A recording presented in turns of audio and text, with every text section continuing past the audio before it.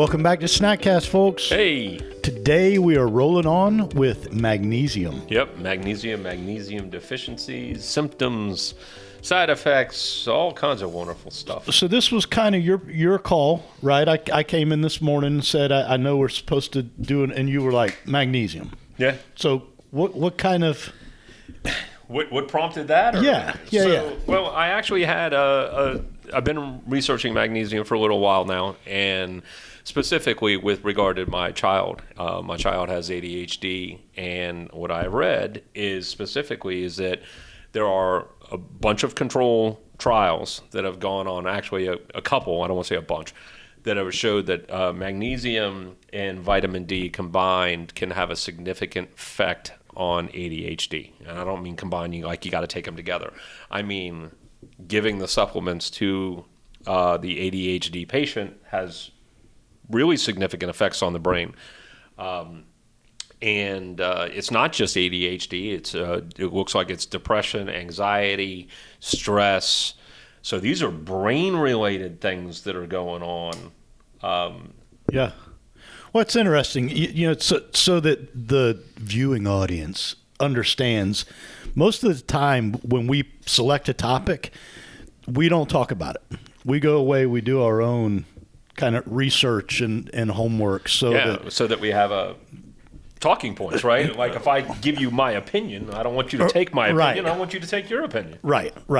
So it was, I guess that's leading me into saying, I've never given magnesium two thoughts in the wind, but it apparently is a very vital vitamin, if I can say it that way, to a lot of stuff. Ton. Like we'll get into the symptoms in a minute, but at a very high level, the information I saw was that over 50% of Americans are deficient. 68%. 68? 68% of Americans are deficient. Okay. Well, magnesium deficiency is one of the highest, if not number one, leading cause of heart attack? Yeah. And I was actually telling Jerry earlier, so it's hard for you really gotta, in order for them to find that you are deficient, you gotta be sick to the point of death. If you're unaware of what to look for. Right. If you're unaware of what to look for. It's either you're sick or you're dead. Because there's really no, the stuff I read, there's no test. They have tests that they claim work, but really the results are very poor from those testing methodologies. Right. And to your point, so what symptoms do you want to look for to identify? I wrote a few down. Fatigue, right? Mood. I got that one. Muscle changes, muscle cramps, constipation, staying asleep, right? A lot of people don't have a problem falling asleep, but the staying asleep is a big issue. And high blood pressure. Magnesium's been shown to lower blood pressure. So you mentioned muscles. The component that I read that jumped out at me mainly because of my wife, specifically is leg cramps in the night. And she has that. Not frequent, but probably once a week. I'm woken up to sniper, sniper, and I've always been like, are you eating enough potassium? Right? We're always told potassium and cramping, and it looks like it might be tied to magnesium. Numbness and tingling are also two more that I read about. So I don't get numbness in the leg, maybe sciatic type stuff. Yeah, there's some of that. Really, it's unbelievable. And when you look at it, we did the whole series on the gateway drugs, right? Taking PIPs, proton inhibitors, right? PPIs, sorry, not PIP. That's car insurance. PPIs, your proton pump inhibitors, which is your acid reflux medications, they really suck the magnesium out of your body and don't allow it to be absorbed into your system. Right. I read that. So generally your acid blockers will lower your magnesium. The one we just learned the word, and I'm probably going to mess it up, catabolism. Yeah, you can say that all you want. Other medications. Other medications. Other medications that will diminish your either absorption or simply strip it, I guess, out of the bloodstream. So, like, taking a PPI can actually cause acid reflux.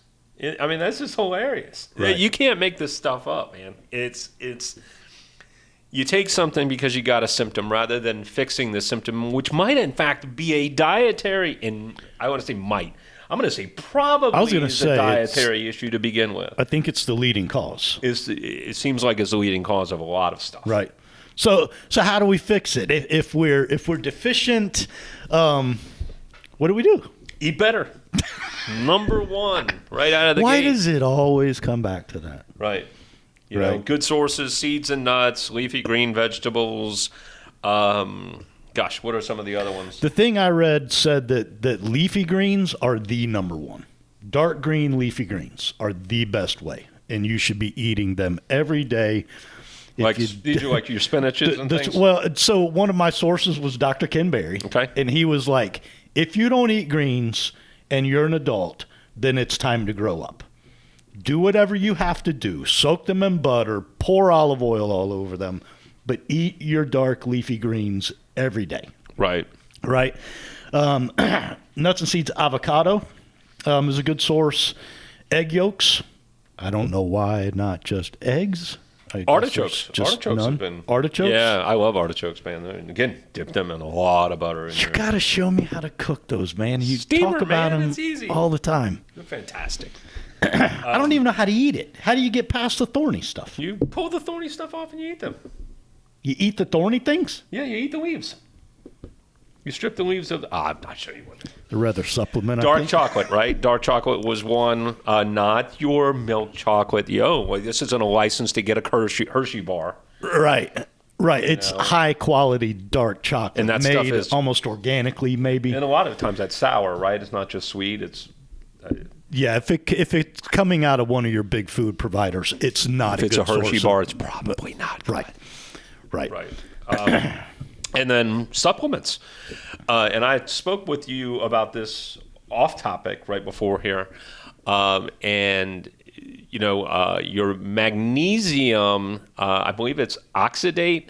There's multiple sources, and you really should Google this for yourself. Look, what is the best absorption of magnesium in your body? Because I got to tell you, and this is kind of disgusting. Should I say it? I'll say it. Say it. Magnesium oxidate. We had that vitamin in our cabinet, and when I take it, I'm straight to the potty, man. It's like, and it will be in my system for like 12 hours. It's like, I gotta go. Right.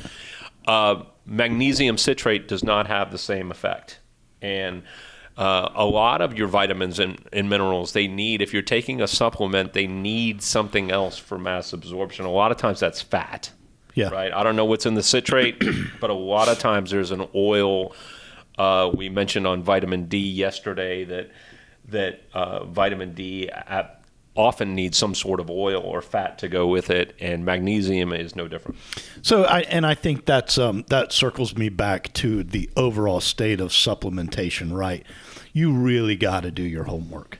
I think by leaving it unregulated, which I'm not a fan of government intervention, don't get me wrong, but I think by leaving it unregulated and not ever giving like official guidance, good quality official guidance. Gosh, I almost prefer it this way, though, right? Isn't that anything the government touches goes to hell? Well, if they could ever stop being influenced by big money, pick good your luck. category. I'd rather have money. you stay uninfluenced. You know, but that's what we're trying to do, right? We're trying to get the real information out there, best we can tell. We're not doctors, we're not physicians, but we are. We have a high appetite for information. We do a lot of reading and a lot of research. And but the point being, when it comes to supplements, you know, do your homework, to Kevin's point, that you may be popping something that either the dose is way too low to even matter, is not going into your bloodstream at all. It's going through your liver's kidney and out your backside. Yep. So just do your own homework when you choose to take one. Figure out, which one has a high quality absorption rate. So real quick, what is magnesium good for? Bone and tooth development, energy production, your blood sugar, muscle and nerve function, blood pressure regulation, and heart health. And we have to supplement or eat it, right? Our body does not naturally make magnesium. Correct. Like CoQ10. Right. And if you don't get it, you are dead.